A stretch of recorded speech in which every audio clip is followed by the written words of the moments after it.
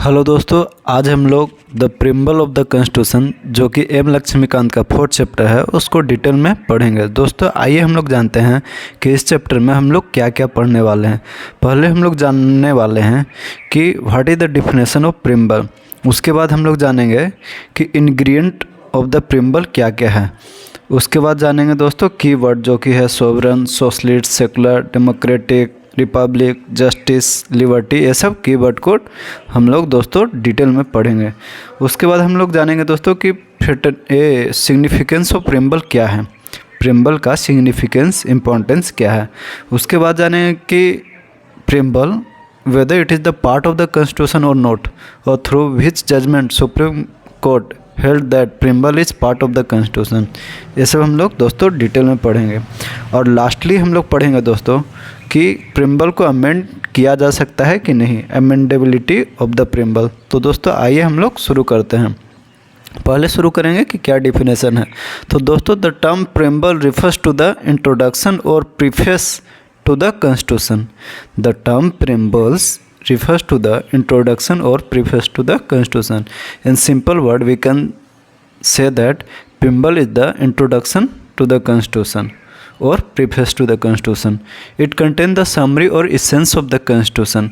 एक eminent jurist हैं एने पालकी वाला जो कहते हैं कि preamble as the identity card of the constitution. Preamble को एने पालकी वाला क्या कहते हैं, it is the identity card of the constitution. आगे हम लोग दोस्तों देखेंगे कि प्रिम्बल किस चीज़ पे बेस्ड है। It is based on the objective resolution drafted and move by Pandit Nehru and adopted by constituent assembly. जो कॉन्स्टिट्यूएंट असेंबली बनी थी दोस्तों कैबिनेट मिशन के तहत, उसी के तहत ऑब्जेक्टिव रेजोल्यूशन पास हुई थी जो कि drafted and moved by Pandit Nehru and adopted by constituent assembly. 1946 में ये हुई थी दोस्तों, ऑब्जेक्टिव रेजोल्यूशन मूव किया गया था।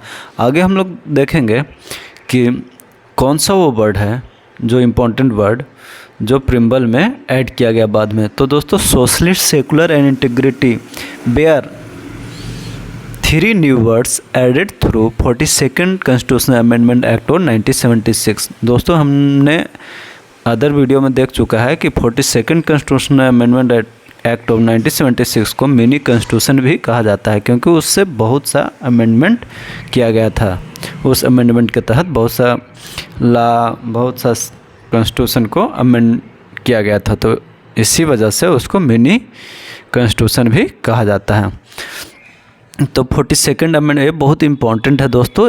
ये हर एक एग्ज़ाम में, चाहे वो स्टेट पीसीएस हो, यूपीएससी हो या अदर कम्पिटिटिव एग्ज़ाम हो, ये क्वेश्चन पूछी जाती है दोस्तों कि सोशलिस्ट, सेकुलर, इंटीग्रिटी जो 3 न्यू वर्ड्स ऐड किए गए वो कौन सा अमेंडमेंट के तहत ऐड किया गया। तो दोस्तों ये 42nd constitutional amendment act of 1976 के तहत ऐड किया गया, जो कि इंदिरा गांधी गवर्नमेंट के समय हुई थी। आगे हम लोग देखेंगे कि इंग्रेडिएंट ऑफ द प्रिम्बल का मेन इंग्रेडिएंट क्या है। तो दोस्तों they are 4 main ingredient of the preamble. तो आइए हम लोग देखते हैं एक बाय एक कि ये 4 इंग्रेडिएंट क्या क्या है। पहले तो देखेंगे कि sources of the authority of the constitution कौन है। दोस्तों हम लोग इंग्रेडिएंट ऑफ द प्रिम्बल देख रहे हैं जो कि मुख्य 4 है। तो पहला है दोस्तों sources of the authority of the constitution. कौन है सोर्स कॉन्स्टिट्यूशन का। The preamble state that the constitution derive its authority from the people of India. The preamble state that constitution derive its authority from the people of India. अगला है दोस्तों nature of the Indian state कि Indian state का nature क्या होगा। तो it declared India to be a sovereign, socialist, secular, democratic and republican polity. इसका nature क्या होगा दोस्तों, sovereign, socialist, secular, democratic and republican polity. Sources क्या है दोस्तों, पीपल ऑफ इंडिया। कॉन्स्टिट्यूशन का सोर्सेस क्या है, पीपल ऑफ इंडिया। नेचर क्या होगा, sovereign, socialist, secular, democratic and republican polity. आगे क्या है दोस्तों, ऑब्जेक्टिव ऑफ द कॉन्स्टिट्यूशन कि इसका ऑब्जेक्टिव क्या है। It specifies justice, liberty, equality and fraternity as the objective. It specifies justice, liberty, equality and fraternity as the objective, जो कि आगे हम लोग देखेंगे। हम लोग ने ऑब्जेक्टिव देख लिया कि it specifies justice, liberty, equality and fraternity as the objective. अब इसके बाद लास्ट फोर्थ इंग्रेडिएंट जो कि लास्ट है दोस्तों, वो क्या है? Date of the adaptation of the constitution. तो ये हम सभी जानते हैं कि on 26 November 1949 our constitution was adopted. On 26 November 1949 our constitution was adopted. तो four ingredient of the preamble क्या हो गया? Sources of the authority of the constitution जो कि पीपल है, nature of the Indian state, और नेचर क्या है? Sovereign, socialist, secular, democratic and republican polity. Objective क्या है? Objective to specify justice, liberty, equality and fraternity as the objective. और date क्या है एडॉप्टेशन ऑफ द कॉन्स्टिट्यूशन का? तो 26 नवंबर 1949।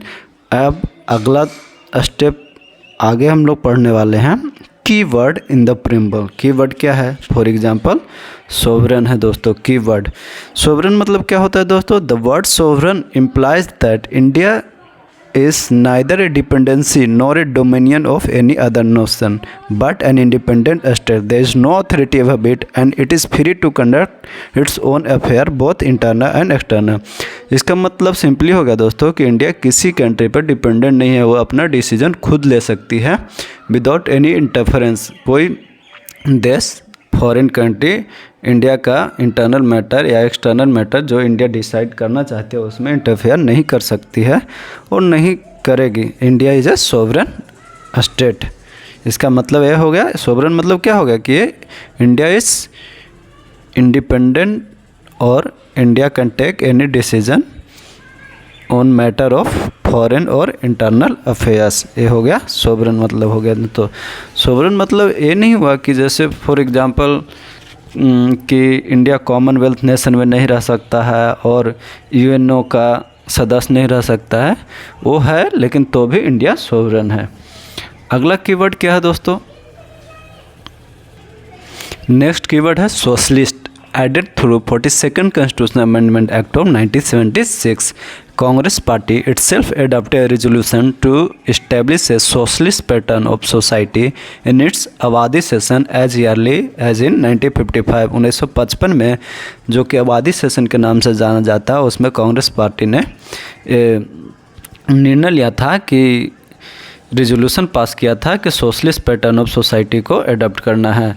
तो ये सोशलिस्ट पैटर्न कब अडॉप्ट किया गया दोस्तों? 42nd constitutional amendment act of 1976, जिसको हम लोग मिनी कॉन्स्टिट्यूशन भी कहते हैं। दोस्तों जो इंडिया का सोशलिज्म है वो एक डेमोक्रेटिक सोशलिज्म है, न कि चाइना का सोशलिज्म जैसा है और रसिया का सोशलिज्म जैसा है। Indian brand of socialism is democratic socialism and not a communist socialism also known as state socialism. जो कम्युनिस्ट सोशलिज्म है वो स्टेट सोशलिज्म है which involves a nationalisation of all means of production. मतलब जो communist socialism है वो all means of, सभी means of production को नेशनलाइजेशन ही होता है, वहाँ पे प्राइवेट सिस्टम नहीं होते हैं। लेकिन इंडिया के केस में होता है डेमोक्रेटिक सोशलिज्म। उसका मतलब क्या होता है दोस्तों कि both public and private sector coexist side by side. India के केस में डेमोक्रेटिक सोशलिज्म है जहाँ पे पब्लिक एंड प्राइवेट सेक्टर दोनों ही को एग्जिस्ट कर सकते हैं। लेकिन कम्युनिस्ट सोशलिज्म में वो एवोल्यूशन ऑफ प्राइवेट प्रॉपर्टी का, तो वहाँ पे प्राइवेट प्रॉपर्टी का किसी तरह का एग्जिस्टेंस नहीं होगा। तो हम लोग दोस्तों पहला समझ गया सोवरेनिटी, कीवर्ड ऑफ प्रेम्बल्स पहला है सोवरेनिटी, सेकंड है सोशलिज्म। अब हम लोग देखेंगे थर्ड दोस्तों, थर्ड है सेकुलर। तो सेकुलर वर्ड भी ऐड किया गया था 42nd कॉन्स्टिट्यूशनल अमेंडमेंट एक्ट 1976 के तहत। The Indian Constitution embodies the positive concept of secularism, that is, all religion in our country, is irrespective of their strength, have the same status and support from the state. दोस्तों secularism का different definition है। Western secularism में होता है दोस्तों कि there is a complete separation between state that is polity and church that is religion. वहाँ पे कंप्लीट सेपरेशन होता है। जैसे कि आप अगर फ्रेंच में चले गए, फ्रांस में, तो वहाँ पे पब्लिक प्लेस पे आप रिलीजियस कैप वगैरह ये सब नहीं लगा सकते हैं। यार जैसे इंडिया में कहीं पे भी नमाज पढ़ लेते हैं लोग, मुस्लिम समुदाय के लोग और हिंदू के भी लोग कहीं पे कुछ तरह के रिलीजियस ऑर्गेनाइजेशन कर लेते हैं, वैसा फ्रांस वगैरह में नहीं होता है। तो वेस्टर्न सेकुलरिज्म क्या होता है दोस्तों? वेस्टर्न सेकुलरिज्म होता है complete separation between state and religion. लेकिन इंडिया का सेकुलरिज्म, इंडिया के कंसेप्ट में पॉजिटिव सेकुलरिज्म है। वहाँ पे स्टेट के नज़र में, मतलब गवर्नमेंट के नज़र में रिलीजन सब इक्वल है एंड इक्वल सपोर्ट स्टेट देती है सबको। अगला मुख्य पॉइंट है दोस्तों, अगला मेन पॉइंट है डेमोक्रेटिक। 3 पॉइंट पढ़ लिया, सोवरन, सोशलिस्ट, सेकुलर। अगला मुख्य पॉइंट है दोस्तों डेमोक्रेटिक।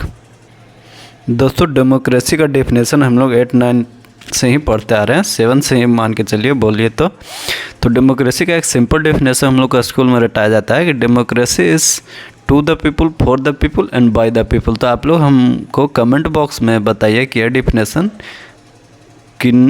कौन दिए हैं। Democracy to the people, for the people और बाय द पीपल, किन के द्वारा ये डेफिनेशन दिया गया है। दोस्तों आगे हम लोग देखते हैं कि it is based on the doctrine of popular sovereignty, that is possession of supreme power by the people. Supreme power people enjoy करते हैं डेमोक्रेटिक पॉलिटी में।